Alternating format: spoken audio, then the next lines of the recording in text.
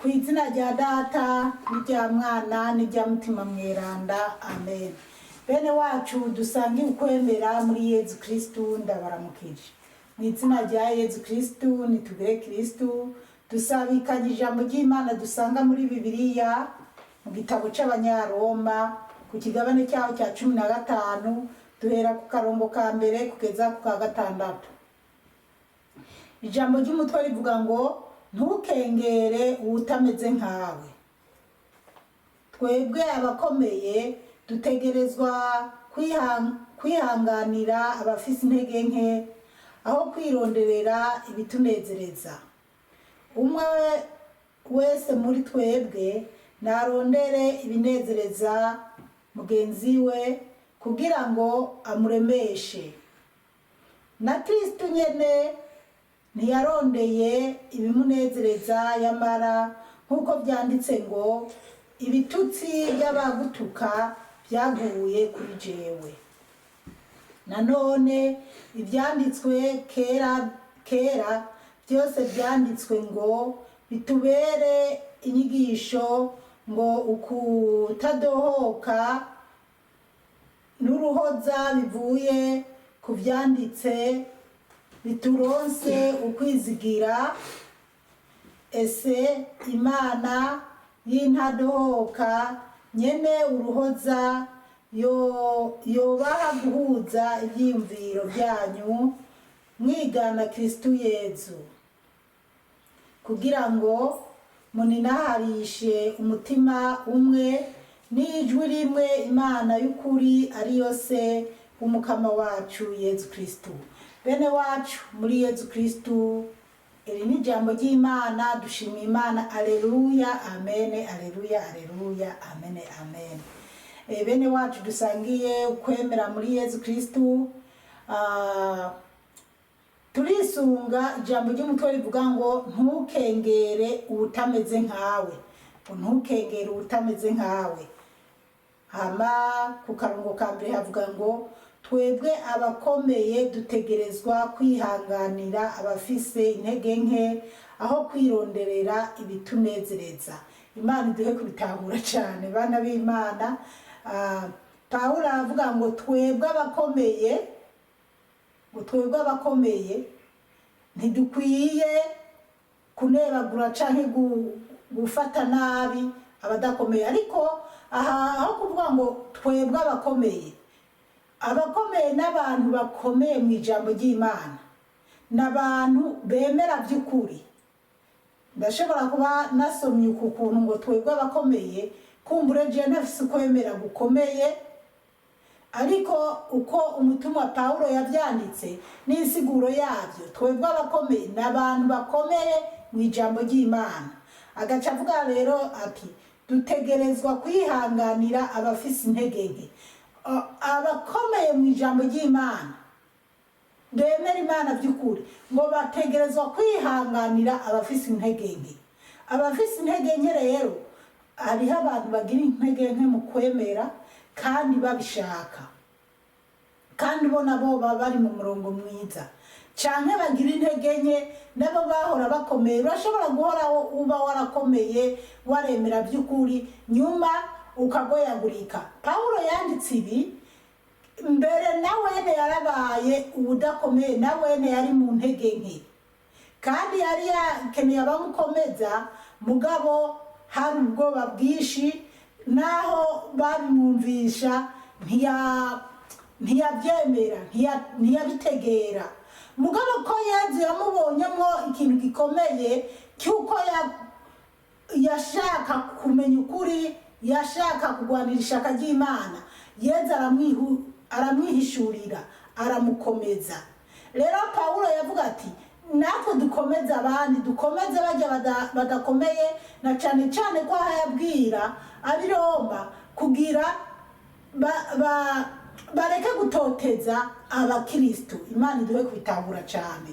Akavuga ngo aho kwironderera ibitunezereza. Iri jambo rirakomeye ngo aho kwironderera ibitunezereza. Kwironderera ibinezereza, murabona bana b'Imana iki gihe umuntu uramubona ko ari umukristo by'ukuri canke ari umurokore cyane canke ko yubaha Imana cyane akanabyiyemera ukabona neza ko abirimo neza anabyiyemera mugabo ariko ararondera inyungu ziwe. Pawulo ati tugende bukebuke ntibibe ibyo kwironderera inyungu zacu. Benshi rero iki gihe turimo bironderera inyungu zabo, abandi biyemera ko bazi ijambo ry'Imana gusumba abandi. Burya rero Imana iduhe kwihangana. Burya rero je nibuka mw'iyi minsi hariho igurupe imwe, igurupe irimo n'abantu benshi. Iyo gurupe rero buriya gukorera Imana Yezu niwe yavuze ati gukorera Imana ni Yezu.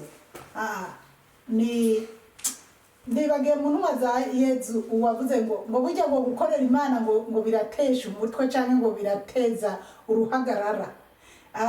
Rero gukorera Imana abana b'Imana bisaba kugira umutima ugumye. Jewe narabonye neza bisaba kugira umutima ugumye. Hari gurupe imwe shiramo ijambo ry'Imana, fisa amagurupe menshi shiramo ubutumwa bwiza, ariko amagurupe hakabaho ndinda gusishoza ese iyi gurupe ndayiha ubutumwa, iyi gurupe kuko igihe cyose hariho amagurupe mubona shiramo ubutumwa ari uko ari ubwo je niteguriye nkabushiramo rimwe mu ndwi canke kabiri mu ndwi.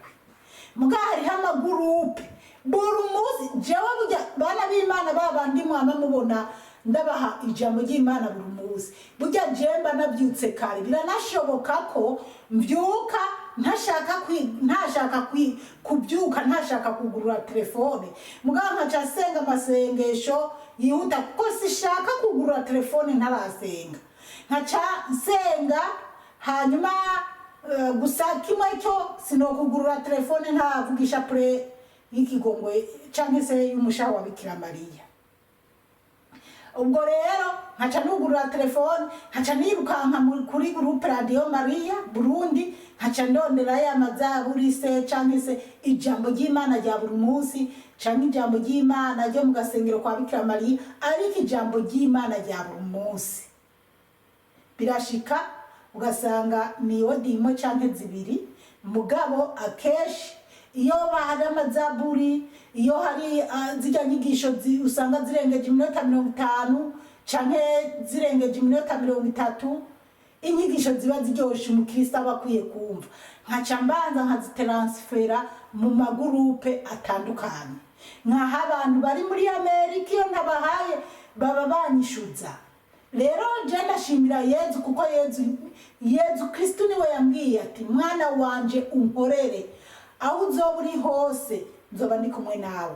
Iyo rero nzi ko icyo gikorwa nagikoze ndonka amahoro nkimva amahoro. N'igihe usanga nisigura kuri Yezu tariko nkaya magurupe shiramo ubutumwa bwiza bakantuka mugabo jewe hariho amagurupe mba numva ko kandi banezerwa cyane no kubona ubwo butumwa bwiza bwa buri mu gitondo.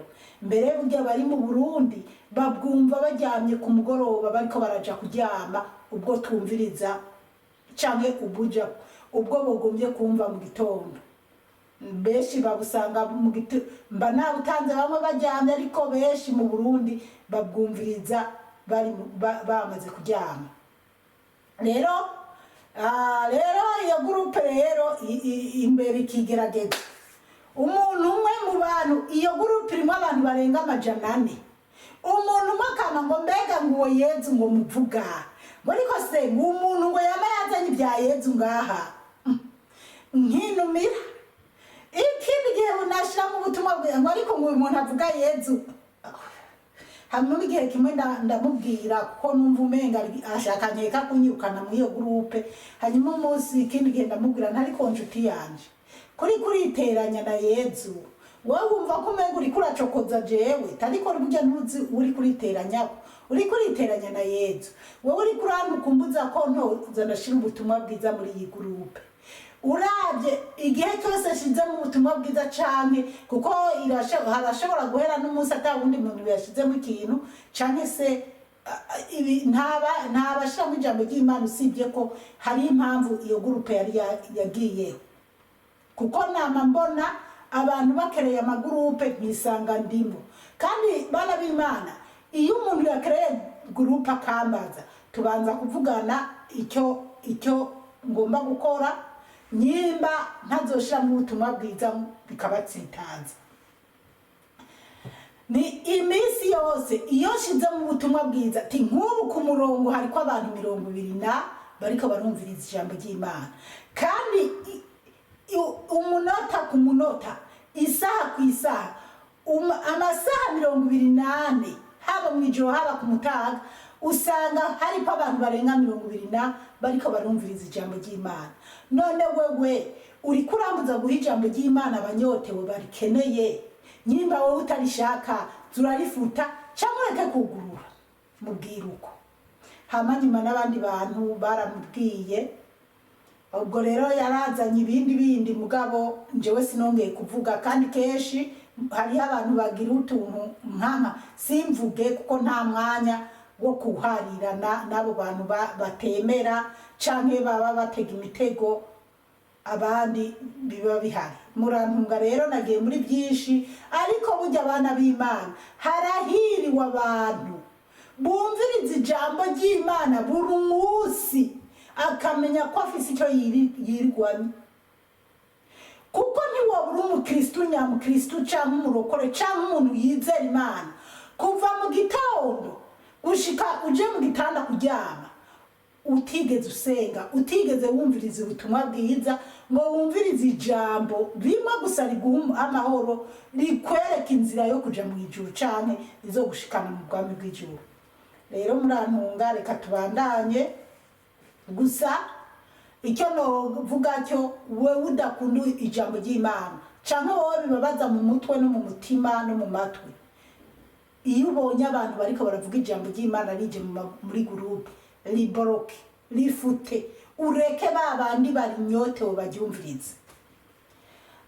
Rero naha rero Pawulo yatubwira ati tuze turaremeshanya abatagira intege. Niba bana b'Imana, hariho abantu benshi bakunda, nari kuvuga byinshi, hariho abantu benshi baba bakeneye kuganirizwa, bakeneye impanuro, badakeneye amafaranga. Hariho abantu bampamagara ari ukugira gusa tuganire, biremere gusa baronka amahoro. Nubwo ngira umwanya muke, ariko abatari bakenya ndazi ko tubyumva kimwe kandi bikagenda neza. N'abandi bampamagarira kumbwira amafaranga, wowe warakize uri mu bihugu Imana idutabare cyane. Rero dukundane, turemeshanye, ujya ubona agenda biguru ntege, uyu munsi yagiye gusenga kwa Mungu, kundi wa Mungu ntiyagiye, wagiye kumuhitana ngo ndacyajyamye, ngo niyumva nawe uyu munsi singenda. Wowe genda nta ngorane, mugani wataha uze gucayo umuganizi imisi ingene yagenze canke ingene igikorane cyagenze, uzura bimwumvisa. Twese twaragoyagurika, mugabo twabonye abantu. Nje ndafise umuvyeyi araho yahora akunda kunganiriza, dufise abatufashe ukuboko canke abagiye batwereka ibyiza byo kudasiba gusenga.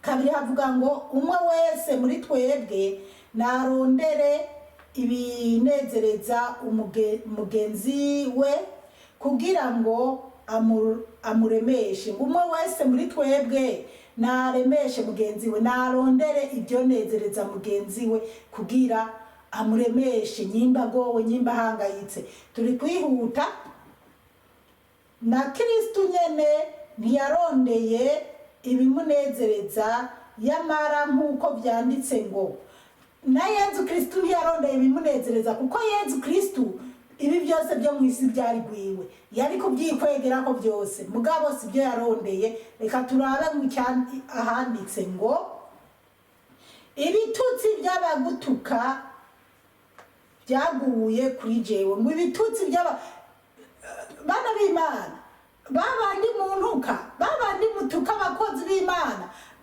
barimo by'ukuri, ntabwo muba muri ko muranatuka twebwe muba muriko muratuka Yezu. Yezu muriruka igihe ahura n'uyu Pawulo yatwandikiye ibintu yamubwiye ati Sawuli uriko urampamira iki? Sawuli biramugora gutegera mugabo murindega muhanye. Yezu aramwibwira rero iyo muriko muragwanya ubutumwa bwiza naho kabone naho noba nariko ndavuga ibivuye kuri Yezu Kristo ariko urabe bivuye muri Bibiliya canke ndiko ndasoma nawe ubyisomere. Rero uriko uratuka umukozi w'Imana uriko arakubwira ijambo ry'Imana uri kuriteranya na Yezu Kristo. Rero kandi ibyo bigwa kuri Yezu Kristo na mbere hose gukubitwa kwa Yezu, kubambwa kwa Yezu, kumaramazwa kwa Yezu Kristo, kumwambura kambara ubusa byagwa kuri we kandi byari byatwebwe. Imana iduhe kubitahura cyane. Tumukunde Yezu we yemeye kuturihira iryo bire cyane se iyo fagitire. Kane nanone ibyanditswe kera byose byanditswe ngo bitubere inyigisho ngo ukutadohoka n'uruhoza bivuye ku byanditse bituronse ukwizigira. Murumva rero abana b'Imana ko byanditswe bihari kubigira bitubere bitutume twizigire. Ibi nyene turiko turasoma, ibi nyene tumva dusoma tukumva icyo Pawulo yavuze n'ingene byari byamugendekeye byanditswe. Ibi byose umukama yabiduhaye kugira biduhe kwizigira, biduhe kumwemera, biduhe gukomera mu kwemera. Haleluya, amen. Rero ibi ntuzura byumva gusa babigusomera, nawe uzurafata umwanya ubyisomere. Gatanu havuga ngo ese Imana y'intadohoka nyene uruhoza yobaha guhuza ibyiyumviro byanyu mwigana Yezu Kristo. Aleluya, amen. Ngo si Imana y'amahoro y'uruhoza ngo twese yoduha imitima yo guhuza, tugakundana, tukagiranira ibyizigiro, tukareka gusebanya bana b'Imana, tukareka gusebanya, tugahana. Buriya iki gisomwa cyarimo amajambo menshi yo gusigura usibye ko umwanya, ariko nkuko twabitanguye tugakundana bagenzi bacu. Wowe ufise ikintu ukamuha mugenzi wawe, si ukubona mugenzi wawe araye ubusa ngo bikunezereze. Birababaje kubona hariho abantu barara ubusa mwegeranije inzu nawe uri kurabimena. Birababaje kubona umuntu w'umwana yavuye mu bijiji, yavuye mu byaro by'i Burundi akava yagiye mu muji Ngozi, agiye mu muji mu Kirundo canke i Bujumbura, agiye guhiga y'akazi. Canke umuntu yamurangiye uwundi tikajya kana karigorewe gatwara ugende kazogukorera, akakurerera abana, agateka agateka. Mugabo isaha yo kurya yagera, uwo mukozi agaca acumba ubugari n'ibiharage canke n'uturengarenga. Mugabo abana bawe n'umugabo muri ku meza, ibirayi, amafiriti n'ibiki mwatondetse, umuboyi n'umuyaya bari kwisembe mu gipangu. Ibyo se agahinda. Hariho umuntu w'umukristo asenga kabisa yogira bene ibyo canke w'umurokore, nimwaba mubigira ntimuraba Kristo, ntimuriko murerekeza injira ija mu ijuru. Umuboyi n'umuyaya n'abantu nkamwe, n'abantu nkatwe. Kurira ku meza amwe ntacyo bitwaye, natoza ku iyo meza yawe we databuja, ariko umuyaya gusangira n'abana bawe n'umuryango ntacyo bitwaye. None ubundi ho wowe madamu kusiga umuyaya ukamusigura umwana, hari ikintu gisumba umwana wowe warabyaye ukamusigira umuyaya mbere umwana w'amezi. Dukunda abayaya n'ababoyi kuko ubuzima bwacu bw'ababose buri mu maboko no mu biganza by'abayaya n'ababoyi. Rero dukundane twiyumve ko Yezu Kristo yatwishuriye, hama ako gaciro Yezu yaduhaye natwe tukamuhe mu gukundana. Nicyo umukama ashaka.